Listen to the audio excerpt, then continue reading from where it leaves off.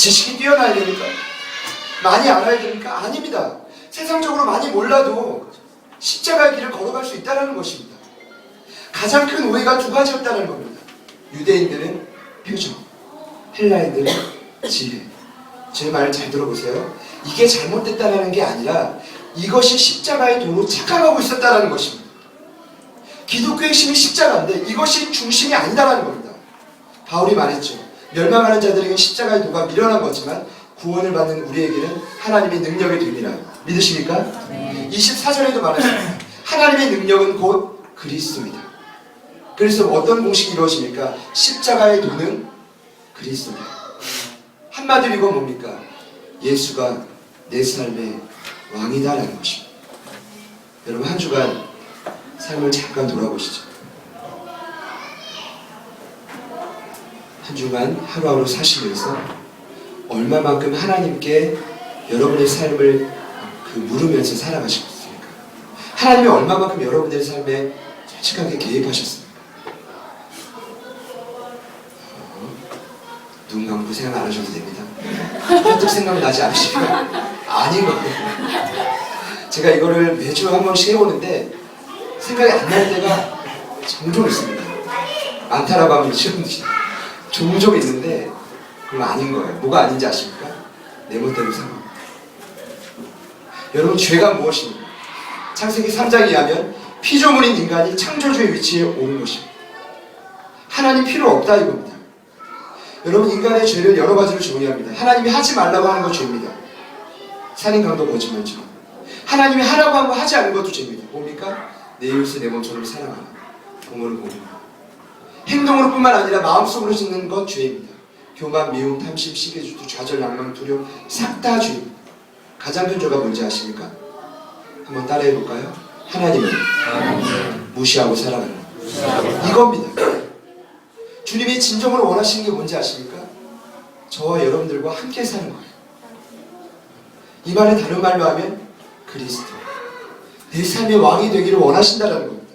그런데 왜 날마다 왜 내 멋대로 살아가시나? 자꾸만 그렇게 하시려고 하십니다. 죄란 예수가 내 삶의 왕이 아니라 내가 왕인 겁니다. 그래서 십자가의 도는 한마디로 뭔지 아십니까? 죄와 반대말입니다. 그리스도. 무슨 말이죠? 예수가 내 삶의 주인이 되어야 된다는 것입니다. 아멘? 여러분이 무엇을 먹든 휴일날 어디를 가든 상관없습니다. 다 하셔도 좋습니다. 저희 교회의 위치는 어디든지 좋습니다. 중요한 건 뭔지 아십니까? 주님이 원하시는 곳이어야 됩니다. 아까 찬양 운행에서 교련역에서 오다가 창호가 쭉 오다 보면 좌회전 꺾어서 어떤 산속에 어마어마한 큰 교회가 있습니다. 성당인가요? 큰 성당이 있습니다. 그래서 청년부 야외를 갔다가 보물찾기가 게임이었는데 과제를 바꾸자는 거예요. 설거지 당번을 고르는데 뭐를 고를까 했더니 교회 위치 찾아오고 싼 임대값 찾아오고 뭐 이런 거 부동산 들어오고. 그래서 김경환 목사님이 허락하는 걸 찾는 쪽이 설거지 안 하는 거예요. 하도 교회 이야기를 많이 했는데 차원가 그러더라고요. 목사님 저기 전화해볼까요?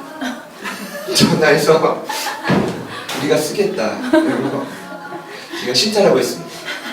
제가 원하는 삶은 뭐냐 하면 교회 주변에 백화점도 있고 코스트코도 있고 홈플러스도 있고 야 웬만하면 그런 것이면 좋겠다. 없는 것보단 그런 것이면 좋겠다. 농담인데 농담만 진담만 섞어서 이게요 정말 날마다 물어봐야 돼요. 하나님이 원하시는 것이 어딘가? 정말 주님이 원하시는 것이 허허벌판입니다. 아직 개발되지 아무것도 개발되지 않은 곳이라고 한다면 우리는 가야 됩니다. 기도하세요. 그런 것이 아니기를. 그래서 저는 생각하죠. 정말 두렵고 떨림으로 가야 되는 길이 맞아요. 바울 사도가 빌립보 교회를 향해 말했습니다. 너희 구원을 두렵고 떨림으로 이루라. 오늘 바울 사도가 1장 18절에 지난주에 말했죠. 구원을 받는 우리에게는 십자가의 도가 능력이다. 여러분 윤동주의 서시 중에 이런 글이 있습니다. 나는 떨어지는 잎새 하나에도 뭐죠? 뭡니까?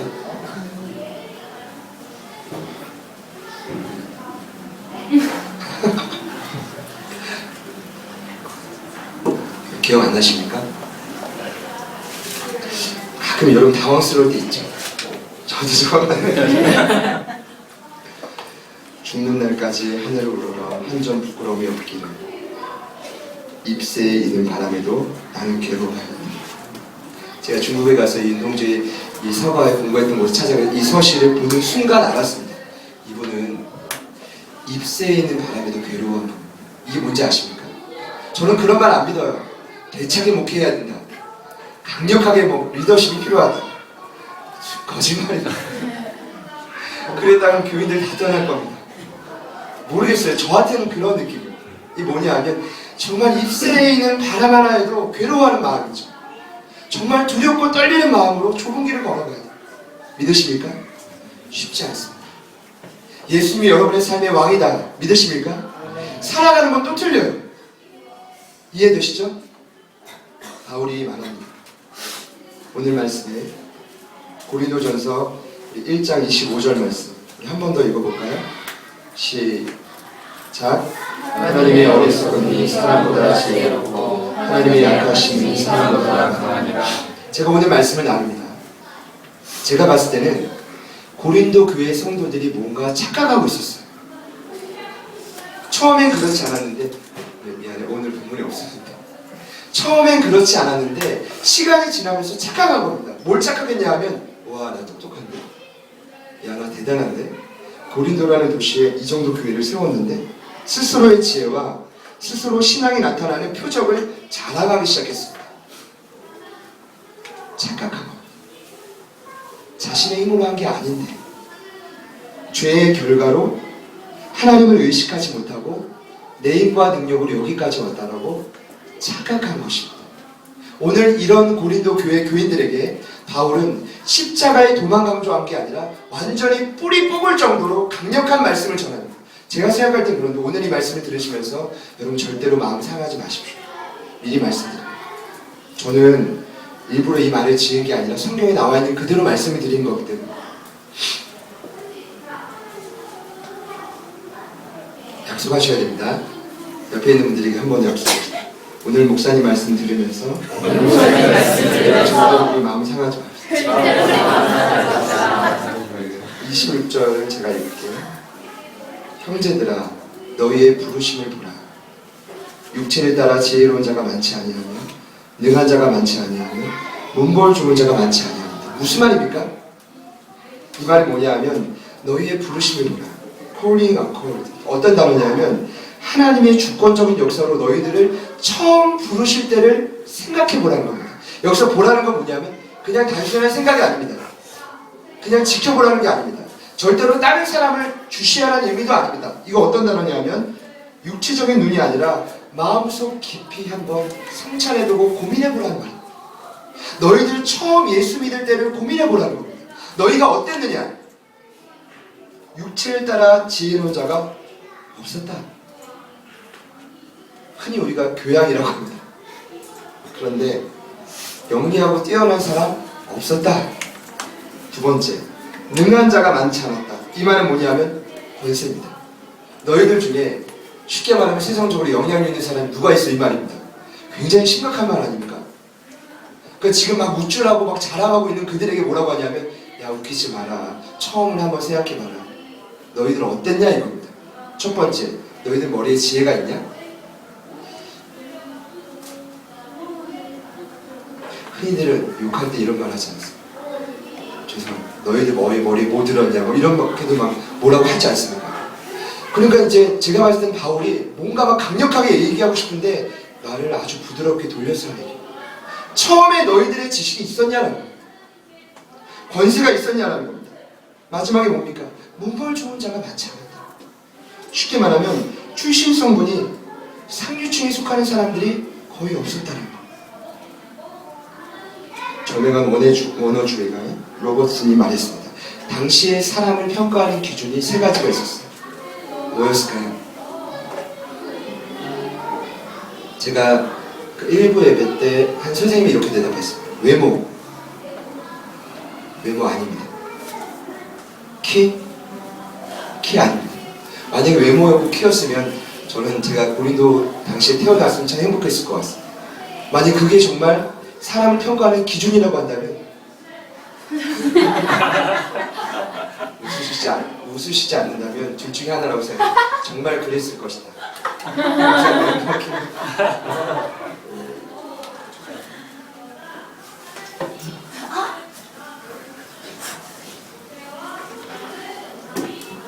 그 당시에 사람들이 평가하는 세 가지 기준.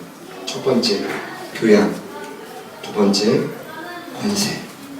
세 번째, 출신 성분. 바울이 말하죠. 너희들 처음을 바라봐라.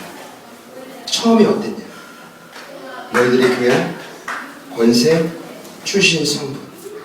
교회 안에 수많은 사람들이 있지만 이런 사람은 거의 많지 않아. 그러면 무슨 말을 하는 걸까요? 너희들이 이제까지 온 것은 전적인 하나님의 은혜라는 것입니다. 믿으십니까? 그리고 나서 또 말합니다. 내가 사람들을 택할 때의 기준을 너희들 아니? 27절부터 29절에 분명히 기록하고 있습니다. 하나님이 택하신 사람들은 미련한 자들을 택하사 지혜 있는 자들을 부끄럽게 하신다. 약한 것들을 택하사 강한 것들을 부끄럽게 하신다. 천하고 멸시받고 없는 것들을 택하사 있는 것들을 폐하려 하신다. 제가 메시지 성경을 보니 이렇게 기록되어 있더라고요.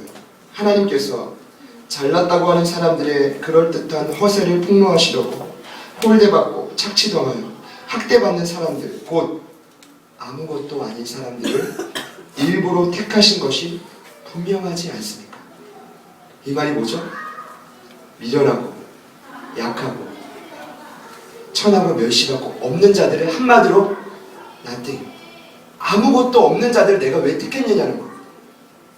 아무것도 없는 자들을 택해서 사용한 이유가 뭐라고 말할 거. 오늘 바울은 아주 마음을 먹고 이야기하고 있습니다. 그건 뭔지 아십니까? 처음에는 너희들을 아무것도 아니었다는 것입니다. 믿는 분들만 아멘 합시다. 보고 싶어요. 저는 다 모르지만 여러분들이 처음 예수를 믿고 신앙생활 할 때 그 모습은 어떠하셨습니까? 저는 기억나는 몇 분이 있습니다. 처음에 사역자들과 부천에 올라가서 한 가정을 신방했었습니다. 아무것도 모르고 따라갔습니다. 갑자기 한 고등학교 여학생의 비명소리가 나옵니다. 와! 무슨 소리지? 가정에서 무슨 소리가 나지? 나중에 알고 봤더니 비다가 고등학교 3학년 때 저는 이유는 몰랐지만 아마 스트레스를 많이 받았던 것 같습니다. 고3이니까 그럴 수 있겠다. 그때 제가 비다를 처음 봤을 때의 그 모습이었습니다. 지금의 모습은 얼마나 든든한지. 우리 김종봉 전사님이 어제 외박 나왔습니다. 기가 막힌 타이밍입니다. 전사 외박 나왔는데 어제 저희가 원사님들에서 맛있는 매운탕 먹었거든요. 야외 예배도 가고. 근데 그것도 그건데 우리 비다가 조봉 전사님한테 조용하게 이야기합니다. 작정 원금 몇 달 밀렸습니까? 2달. 2달째. 저는 이렇게 생각합니다. 만약에 비다 회개가 없었다면 우리가 호주의 광현 성무사님을 돕는 일은 불가능할 것이다. 외다 걷는 거 어렵거든요. 회개해보신 분은 그게 십자가라는 걸 아십니다. 청년들 걷기 어려워. 저는 시험 될 수 있거든요. 변화됐어요. 확실히 바뀌어졌어요. 비다뿐만 아니라 제가 확신하건대 이 자리에 있는 모든 분들이 변화되고 있어요. 첫 모습과 여러분 한번 생각해 보시죠. 지금 모습이 같습니까? 아니면 많이 달라졌습니까? 진경, 그래요? 옆에 있는 분들에게 한번 이야기해 봅시다. 똑같습니까? 달라졌습니까? 대답해 보시죠. 앞으로 많이 바뀌어야 되겠지만 참 많이 달라졌다라고 생각합니다. 오늘 말씀은 이렇게 마무리합니다. 29절, 30절, 31절 우리 한 번 더 읽어봅시다. 시작. 이는 아무 일체도 하나님 앞에서 자랑하지 못하게 하려 하십니다. 너희는 하나님으로부터 나서 그리스도에서 하나 있고 예수는 하나님으로부터 나와서 우리에게 지혜와 의로움과 거룩함과 구원함이 있으니 이런 바 자랑하는 자는 주 안에서 자랑하라. 그 고린도전서 3장을 보니 21절에 이런 말씀이 있습니다. 누구든지 사람을 자랑하지 말라. 4장 7절에 누가 너를 남달리 구별하였냐? 내게 있는 것 중에 받지 아니한 것이 무엇이냐? 내가 받았은즉 어찌하여 받지 아니한 것 같이 자랑하느냐? 잘 봐요 여러분. 고린도 교회 성도들 안에 가장 큰 문제가 무엇인지 아십니까? 자랑, 허세. 마치 아무것도 없는데 내가 마치 무엇이 된 것처럼 교양 있는 척, 권세 있는 척, 영향력이 있는 척, 출신 성분이 난다는 척 하지 말라라는 것입니다. 그러면서 바울이 오늘 정확하게 말합니다. 자랑하는 자는 누구든지 자랑하지 말아라. 자랑할 때는 주 안에서 자랑하라. 믿으십니까? 오늘 말하죠. 뭘 말하냐 하면 예수 그리스도로 말미암아 우리가 얻은 것이 네 가지가 있습니다. 첫 번째는 지혜, 두 번째는 의로움, 30절에 나와 있습니다. 세 번째는 거룩함, 네 번째는 구원함. 우리 한번 따라해 봅시다. 지혜, 의로움, 거룩함, 구원함. 보시죠.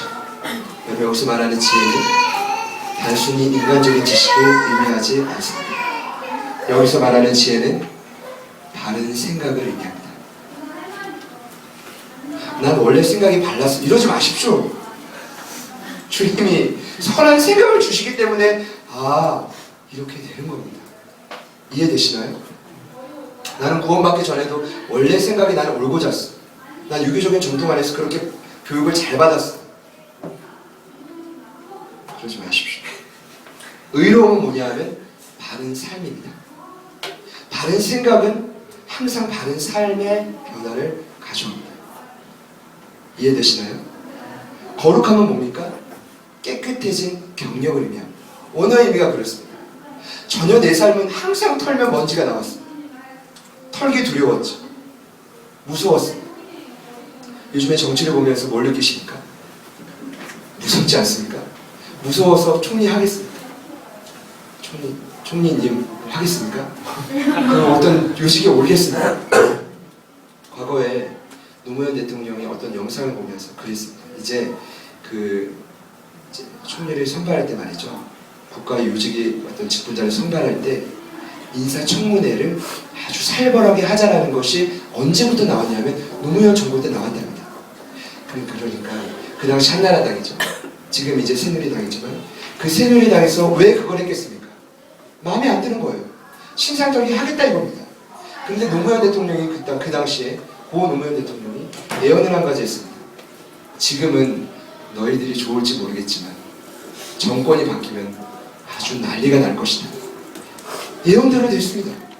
신상털기 하니까 누가 사람 앞에서 완벽한 사람이 누가 있겠습니까? 아무리 정치인이라 할지라도 다른 생각 가졌다고 생각하십니까? 누가 인터넷에 그런 글을 써놨어요.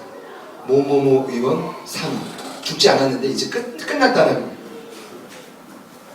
요즘 같은 시대에 누가 자신의 삶을 돌아보면서 깨끗한 삶으로 살아갈 수 있다고 생각하십니까? 절대로 그럴 수 없어요. 저와 여러분 안전하지 않습니다. 오직 그 힘은 예수 안에서 나옵니다. 깨끗해진 경력, 거룩함은 예수 안에서 나옵니다. 오늘 바울이 말하는 겁니다. 그리고 마지막에 말하죠. 구원함. 이 구원의 참된 의미는 뭔지 아십니까? 새로운 출발입니다. 과거의 내 삶이 어떠하든지 상관없어. 예수님 안에 거하면 항상 새로운 출발입니다. 사랑하는 여러분, 저는 오늘 바울이 말하고 싶은 것을 한 가지를 이렇게 말씀드리고 싶습니다. 자랑하고 허세에 가득 찬 고린도 교회 성도들에게 자랑하지 말라고 합니다. 그러면서 너희들 굳이 자랑하고 싶으면 예수님 때문에 얻었던 바른 생각, 바른 삶, 깨끗해진 경력, 새로운 출발을 자랑하라고 말하고 있습니다. 저는 이것을 한마디로 은혜라고 생각합니다. 은혜가 무엇입니까? 우리 힘으로 하는 것이 아니에요. 전적인 하나님의 은혜, 전적인 하나님의 섭리입니다. 전적인 하나님의 도우심입니다. 저희들의 삶에 지금 당장 어쩌면 오늘 이 말씀이 성령이 주시는 메시지라고 한다면 가장 필요한 것이라고 생각합니다. 우리 있는 척, 가진 척, 뭔가 드러내는 척 하지 맙시다. 가장 중요한 것은 우리가 예수를 믿고 어떻게 변화되느냐, 과거와 내 삶이 현재 어떻게 변화되어져 가고 있느냐. 바울이 말하는 건 이거 아닙니까? 너희들의 생각이 어떻게 바뀌었냐, 삶이 어떻게 바뀌었냐 증명하라는 것입니다. 새로운 출발하고 받은 은혜가 무엇이냐 말하라는 것입니다. 그것입니다. 저는 이번 주에 말씀을 묵상하면서 중요한 두 사람을 눈여겨봤습니다. 첫 번째 사람은 솔로몬입니다. 두 번째 사람은 여호수아입니다. 솔로몬이 여러 기상을 묵상하다 보니까 시간이 되어 하나님의 성전을 다 완공합니다. 7년 만에. 그리고 13년 동안 뭘 했냐 하면 자신의 성전을 완공합니다. 조금 의구심이 들 겁니다. 왜 하나님의 성전이 7년이고 자기 성전이 13년이냐? 이상하죠 여러분? 똑같아요 여러분? 저는 이상해요. 제가 어느 날 묵상을 하다가 이런 글을 썼습니다. 아니 솔로몬이 자신의 궁정을 짓고 정말 태평성대를 누리는 것입니다. 큐티에 올린 글인데 잠깐 읽어드리겠습니다.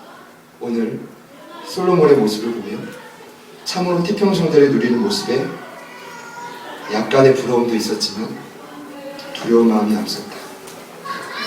하나님 앞에서 쳐서 느린 금으로 큰 방패 200개를 만들어야 했을까? 작은 방패 300개를 꼭 만들어야 했을까? 상아로 만든 큰 보좌에 꼭 정금을 입혀야 했는가? 보좌 뒤에 앉는 자리 양쪽 팔걸이에 사자를 두었답니다. 살아있는 사자 말고 금으로 만든 사자. 그리고 12사자가 6층계 좌우편에 6개씩 서 있었답니다. 그래서 귀한 은이 예루살렘에서 돌같이 여기도록 만들어야 했을까? 또 하나, 애굽에서 굳이 병마를 사들여가지고 다시 파는, 주변 나라에 다시 팔아서 부를 축적하는 거래까지 굳이 했어야 됐을까? 이게 제 질문이었습니다. 마음이 편치 않았습니다. 분명히 하나님 앞에 1,000번제를 드리고 하나님의 은혜를 받아서 여기까지 온 솔로몬인데 시간이 어느 정도 지나자 자신의 의지를 망각한 것입니다. 제가 근거를 말씀드릴게요. 신명기 17장 16절에는 하나님이 분명히 모세를 통해 이스라엘 백성들에게 명령하셨습니다. 병마를 많이 두지 말아라. 그 백성을 애굽으로 돌이키지 말아라. 이 말이 뭐냐 하면 애굽은 눈도 돌아보지 말라는 겁니다. 세상을 의미하기 때문에 거기서 절대로 무언가를 빼와서 팔지 말라는 얘기입니다. 솔로몬이 하나님의 말씀을 어겼습니까? 아니면 순종했습니까? 어겼습니다. 또 하나 17절을 보면 아내를 많이 두지 말아라. 은과 금을 축적하지 말아라. 솔로몬은 아내가 수천 명이었습니다. 부러우십니까?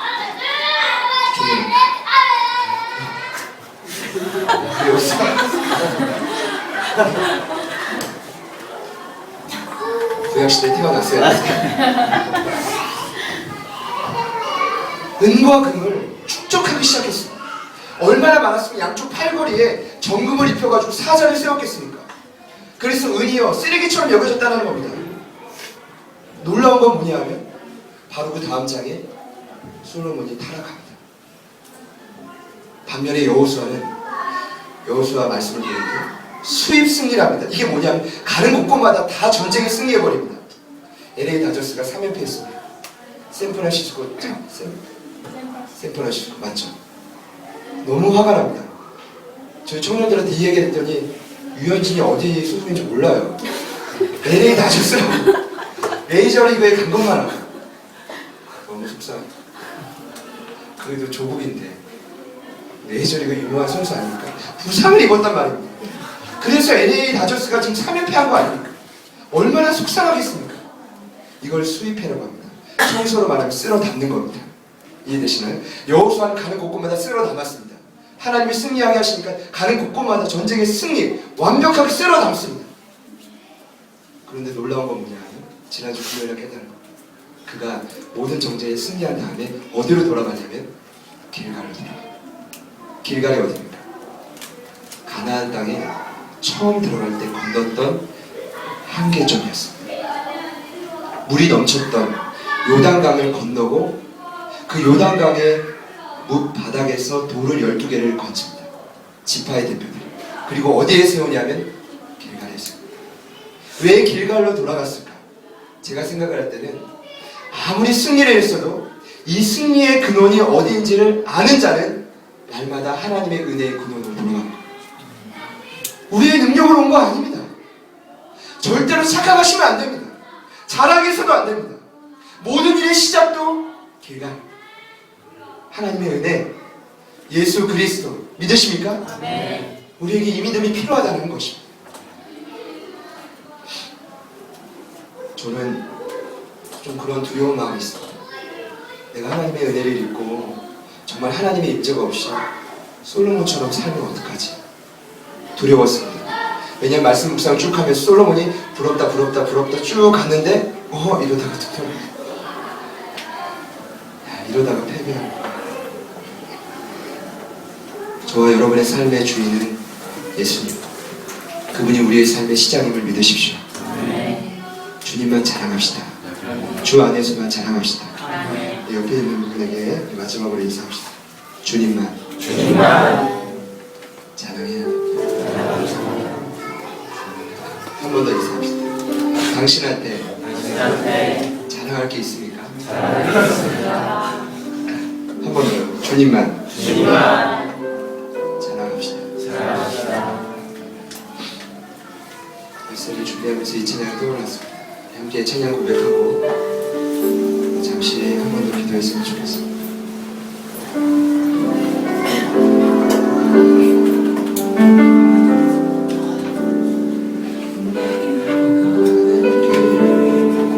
주님 인도하시는 그 보이지 않아도 날 위해 일하시네.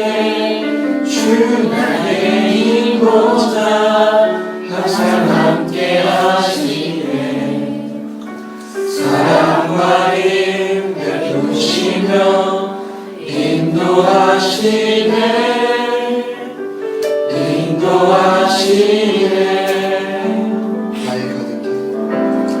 나의 가는 길 주님 인도하시네. 그는 보이지 않아도 날 위해 일하시네. 주 나의 인도자 항상 함께 하시네. 사랑과 힘을 주시며 인도하시네. 한 번 더 고백합시다. 나의 가는 길 주님 인도하시네. 그는 보이지 않아도 날 위해 일하시네. 주 나의 인도자 항상 함께 하시네. 사랑과 힘을 주시며 인도하시네.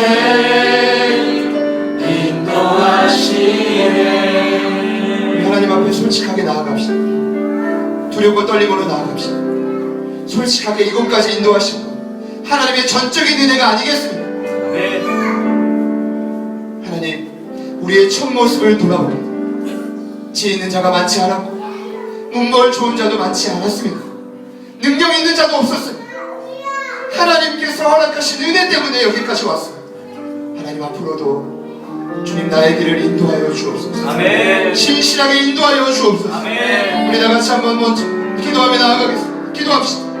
살아계신 하나님 아버지 감사합니다. 하나님, 오늘 우리 다시 그 처음을 묵상하며 보내야만 하나님, 하나님 생각하며 기다리며 나옵니다. 주님의 은혜가 가운데 풍성히 내려주십시오. 하나님의 은혜와 하나님 가운데 온전히 흘러가게 하십시오. 다시금 그 처음으로 하나님 우리를 부르시는 그때를 기억, 하나님의 택하신 하나님의 사용하신 다시금 하나님 앞에서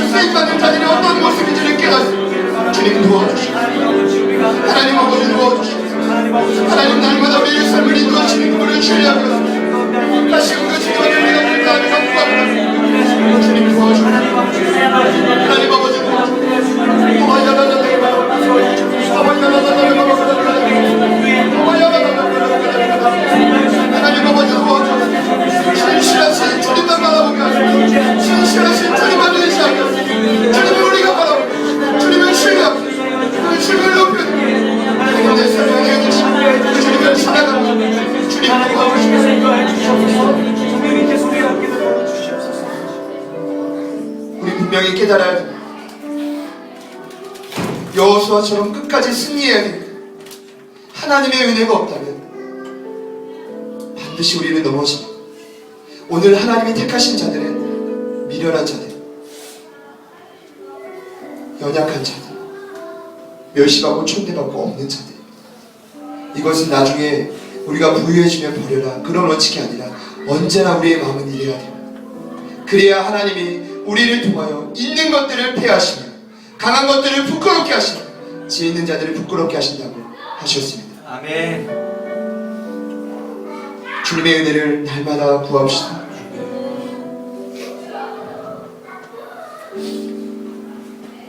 은혜로다 주와 함께 거함이 은혜로다 은혜로다 주와 함께 거함이 은혜로다 은혜로다 주와 함께 은혜로다 주와 함께 거함이 은혜로다